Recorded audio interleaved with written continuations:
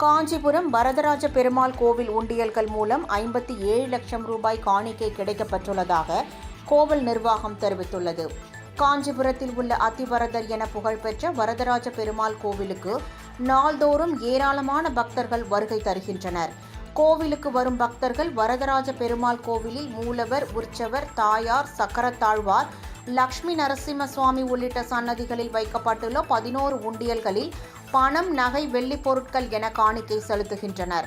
கடந்த ஆண்டு செப்டம்பர் மாதம் 19ஆம் தேதி உண்டியல் காணிக்கை எண்ணப்பட்ட நிலையில் 4 மாதங்களுக்கு பிறகு உண்டியல் காணிக்கை பொருட்களை கணக்கிடும் பணி நேற்று நடைபெற்றது.